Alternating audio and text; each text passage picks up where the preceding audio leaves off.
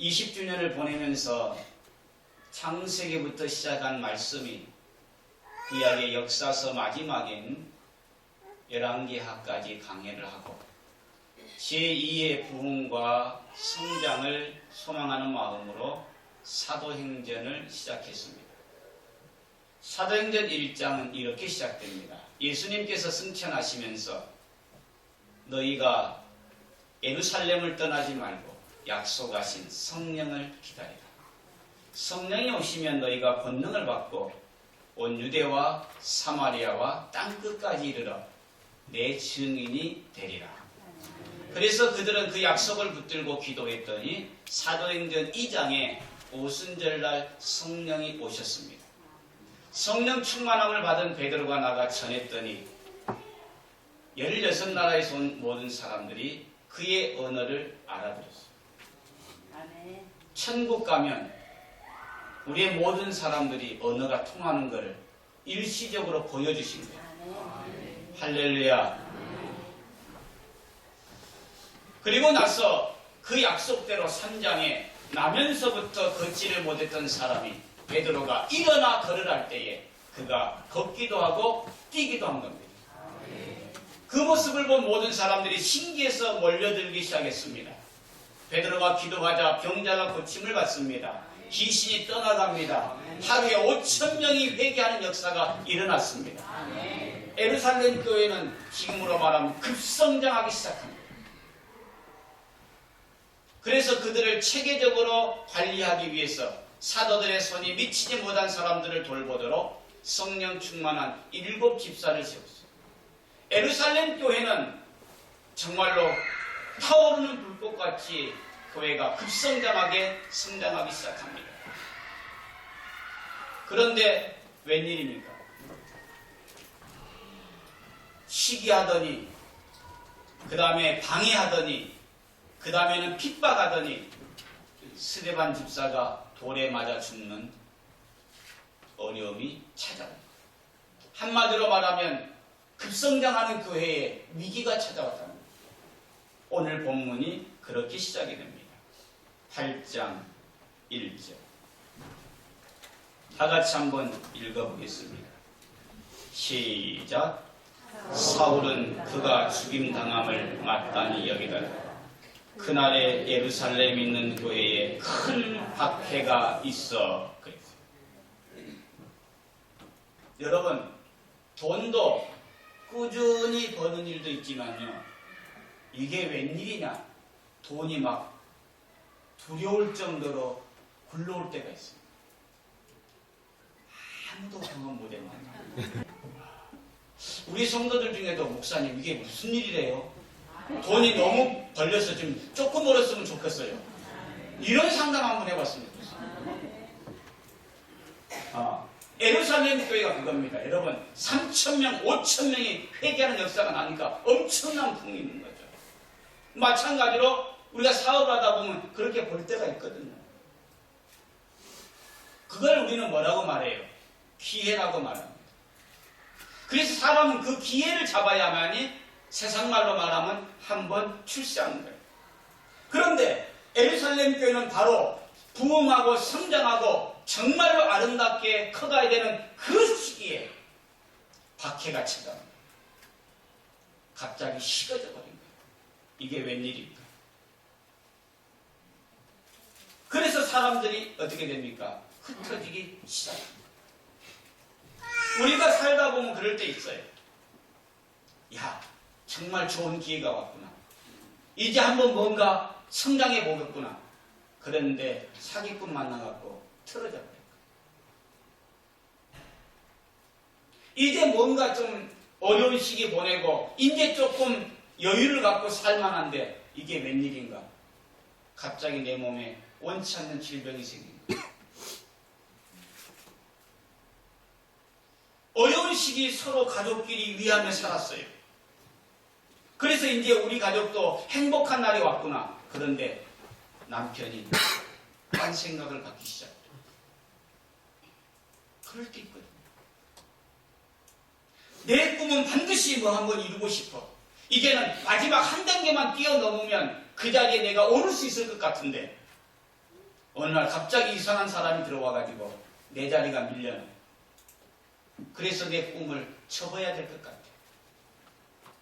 그럴 때가 있다. 가장 좋은 기회가 찾아왔는데 찬물이 끼었는 거야. 다시 올 수 없는 때가 찾아왔는데 내게 가장 큰 위기가 찾아와버린 거야. 에르살렘 교회가 그와 같다는 거야. 기도하면 병자가 낫습니다. 귀신이 떠나갑니다. 말씀을 외치니까 막 3,000명, 5,000명이 회개하고 돌아옵니다. 이제는 탄탄대로를 걸을 것 같은데 이게 웬일입니까? 성령 충만한 스데반 집사가 돌에 맞아 죽기 시작합니다. 그러자 한순간에 교회는 세상 말로 말하면 무너진 것처럼 사람들이 흩어져 버립니다. 왜 그러냐? 우리 인생에도 이럴 때가 있거든요. 가장 좋은 시기가 온 줄 알았는데 내게 가장 힘든 시기로 바뀌어버린 거예요. 그 이유가 뭐냐? 오늘 1절 다시 한번 읽어보겠습니다. 그날에 예루살렘에 있는 교회에 큰 박해가 있어. 사도 외에는 다 유대와 사마리아 모든 땅으로 흩어진다. 갑자기 성장하는 교회에 문제가 생깁니다. 이제는 탄탄대로로 중형교회로 대형교회로 성장할 줄 알았는데 성도들이 떠나가 버립니다. 왜 그랬냐? 사도행전 1장 8절에 이렇게 나와 있습니다. 성령이 너희에게 임하시면 너희가 권능을 받고 뭘 받고? 성령이 오시면 너희가 능력을 받을 것이다. 그런데 이유가 뭐냐? 예루살렘과 유다와 사마리아와 땅끝까지 이르러 내 증인이 되라. 잘 들으세요. 똑같아요.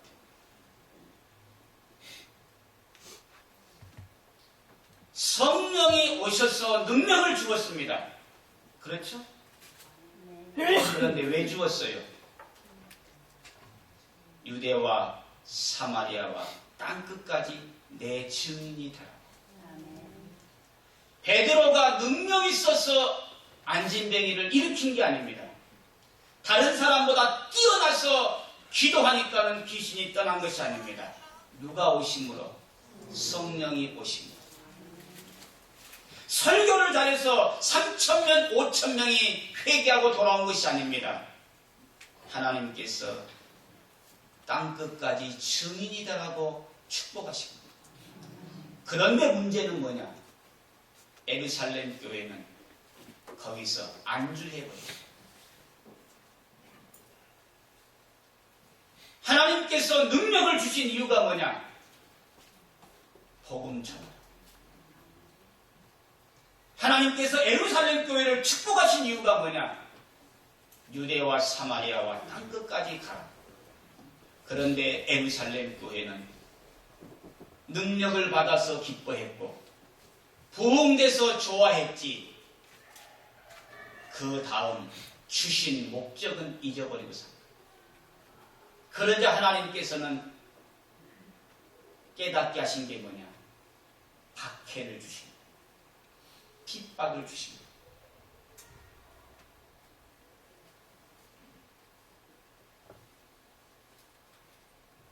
우리가 살아가면서 왜 내게 이런 일이 있어? 신앙으로 접근해. 왜 갑자기 잘 나가는 내 사업 이것만 이루면은 이제는 전혀 문제가 없을 줄 알았는데 왜 브레이크가 걸렸을까? 이제는 먹고 살만하고 이제는 누릴 줄 알았는데 왜 내 몸에 이런 일이 일어났을까? 그것은 사람 잘못 만난 것도 아니고 누구 때문도 아니고요. 하나님께서 깨닫게 하십니다. 예루살렘 교회야, 너가 능력 있어서 안진뱅이를 일으킨 줄 아니? 너가 설교를 잘해서 수많은 사람이 예수 믿은 줄 아니? 아니야. 내가 말했지. 성령이 오시면 내가 권능을 줄 것이야. 그런데 너가 할 일이 있어. 땅끝까지 이르러 내 증인이 되라. 그들은 권능을 받아서 좋아했지 땅끝까지 이르러 내 증인이 되라는 주의 명령을 잊어버리고 산 겁니다. 하나님께서는 때로는 우리에게 박해라고 하는 손길을 통해서 잃어버린 사명을 깨닫게 하는 거예요. 내가 너의 기업을 축복했던 것은 사명 감당하라고 한 것인데 너는 욕심 챙기지 않았다. 내가 너에게 건강을 준 것은 주의 일에 힘쓰는 자가 되라고 했는데 이제는 너 스스로 너 자신을 즐기려고 하진 않았니? 내가 너의 가정을 축복했던 것은 하나님 앞에 은혜에 보답하라고 했는데 너는 거기서 안주하진 않았니? 때로는 우리가 말씀을 잊어버리고 살면은 주신 사명을 벗어버리고 살면 하나님은 박해를 통해서 핍박을 통해서 때로는 채찍을 통해서 잃어버린 사명을 깨닫게 한다는 사실. 깨닫는 여러분 되기를 축원합니다.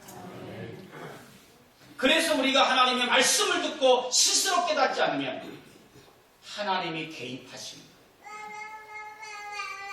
예루살렘 교회가 부흥할 때에 선교사를 파송했어야 맞습니다. 예루살렘 교회가 능력이 나타날 때에 복음을 전하는 것이 맞습니다. 그러나 그들은 능력을 좋아하고 부흥되는 것만 좋아했지 유대와 사마리아와 땅끝까지 이르러 내 증인이 되라는 사명은 잊어버리고 산 거예요. 그래서 하나님께서는 박해라고 하는 손길을 통해서 흩트기 시작했습니다.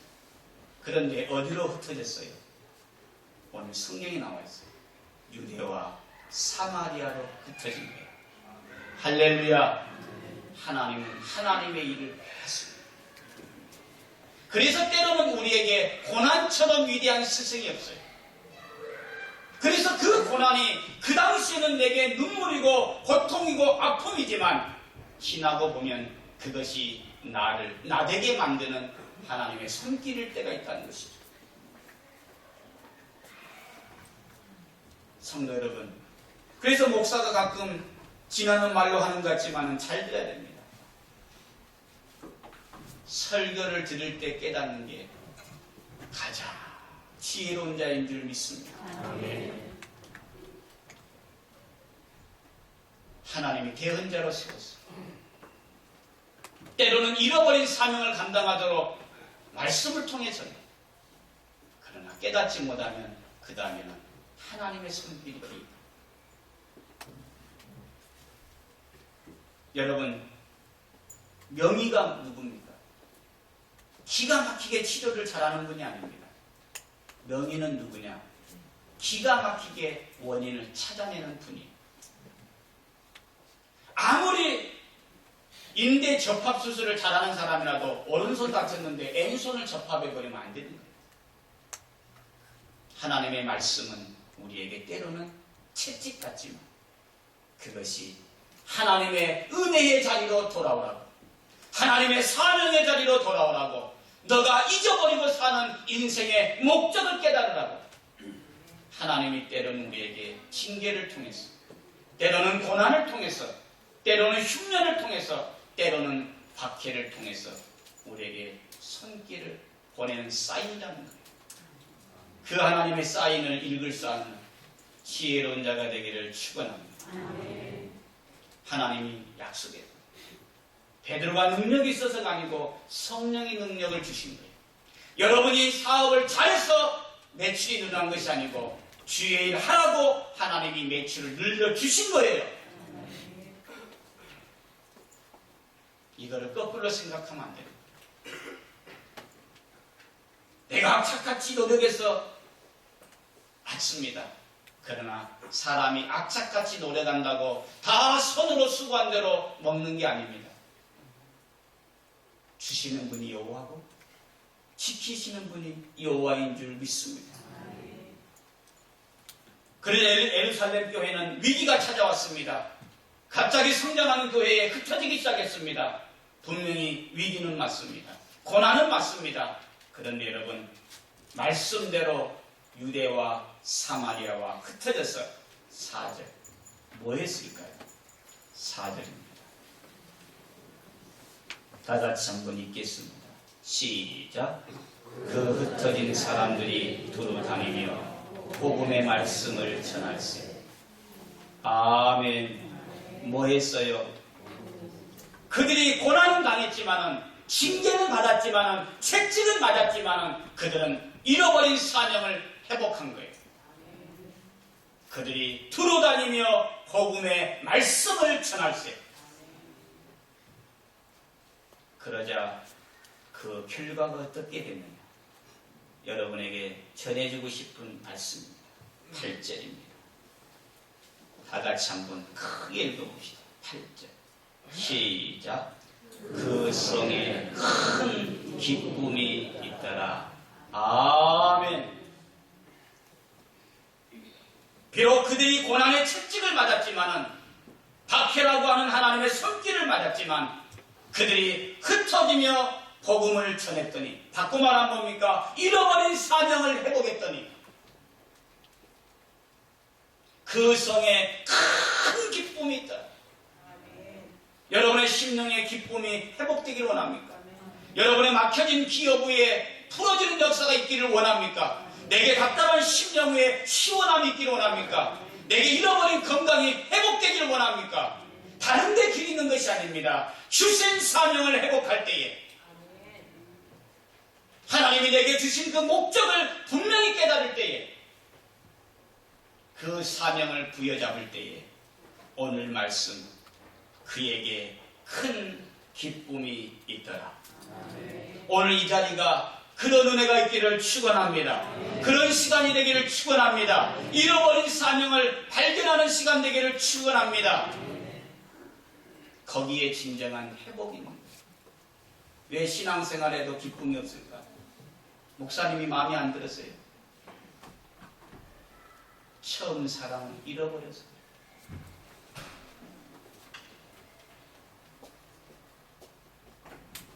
왜 갑자기 하던 일이 멈춰졌을까? 하나님 그 길에서 사명의 자리로 돌아서랍니다. 하나님께서 예루살렘 교회에 박해를 내리신 것은 그들에게 고통을 주기 위함이 아닙니다. 예루살렘 교회야, 진정으로 성장하는 것은, 진정한 축복은 너희가 숫자가 늘어나는 것에 있는 것이 아니라 나의 사명을 감당할 때에 있는 것이다. 성도 여러분, 인생은 속도전이 아니고 방향입니다. 아무리 내가 열심히 뛰고 빠르게 달려도 가야 할 곳으로 가지 못하면 실패됩니다. 많은 인생은 시계에 봅니다. 야, 2시간밖에 안 남았는데, 이제는 한 달밖에 남지 않았는데, 여러분, 시계도 봐야 되지만 가끔 더 봐야 될 게 있어요. 그거는 나침판이에요. 내가 어디로 가고 있는가? 내가 하나님을 믿는다 하면서도 나는 정말 무엇을 위해 살고 있는가? 가을이 깊어가는 것처럼 내 인생의 가을이 찾아왔을 때 나는 하나님 앞에 뭐라고 고백할 수 있을 것인가? 우리는 시계도 봐야 되지만 나침반도 봐야 돼요. 예루살렘 교회는 성장에 취해버렸습니다. 능력에 취해버렸습니다. 그때 하나님은 박해가 옵니다. 우리 주원교회 성도들에게 부탁합니다. 가난을 이겨야 되지만 부도 이기는 자가 되기를 축원합니다. 사람은 어려운 고난도 이겨야 되지만 형통도 이겨내야 진정으로 승자가 되는 거예요. 하나님 주의 일하라고 물질 주었는데 내 명예를 위해 달려, 하나님의 앞에 기도의 사명을 감당하라고 건강 주었는데 내 육체를 따라 살았다.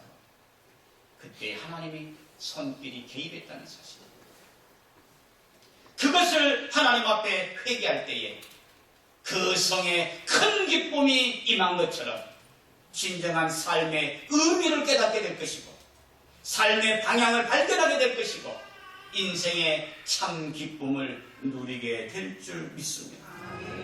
분명 예방주사는 아픈 것입니다. 그러나 지나고 보면 그 예방주사가 나에게 다가올 큰 아픔 앞에 방파제가 됐다는 것도 깨닫게 됩니다. 하나님의 말씀은 때로는 우리에게 찌르는 채찍 같지만은 내 삶을 은혜의 자리로 이끄는, 하나님의 사명의 자리로 이끄는, 하나님의 축복의 자리로 이끄는 오히려 큰 복의 재료가 될 줄 믿습니다. 오늘 이 시간이 바로 그 의문점이 해답을 찾고 그 문제가 풀어지는 은혜의 시간 되기를 축원합니다. 결론을 짓고자 합니다. 고운 시인이라는 분이 있습니다. 짧지만 내게 강렬하게 다가온 글귀 하나가 있어요. 내려갈 때 보았네,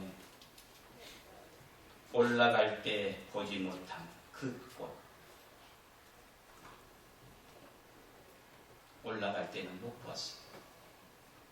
그런데 내려갈 때 그때야 보이기 시작합니다. 때로는 고난이 우리에게 아픔입니다. 때로는 내려가는 것이 내게는 고통입니다. 그러나 그것을 은혜로 깨달을 때에는 그 내려감이 오히려 올라감의 출발점이 되고 새로운 것을 발견하게 되는 은혜의 자리가 될 줄 믿습니다. 사랑하는 성도 여러분, 우리 인생은 콧노래 부르며 놀 만큼 긴 시간도 아니고 좁급해서 안달할 만큼 짧은 시간도 아니고 오늘 말씀을 통해 행여나 여러분의 심령에 답답함이 있습니다.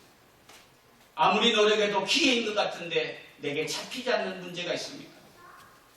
내가 누구보다도 열심히 산 것 같은데 흐트러지지 않고 내가 반듯하게 산 것 같은데 끝없이 질문으로 남는 문제가 있습니다.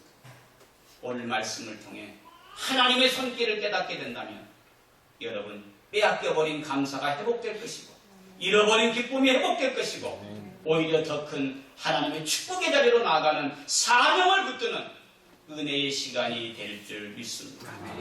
박해가 기쁨으로 변하는 이 자리가 되기를 주의 이름으로 축원합니다.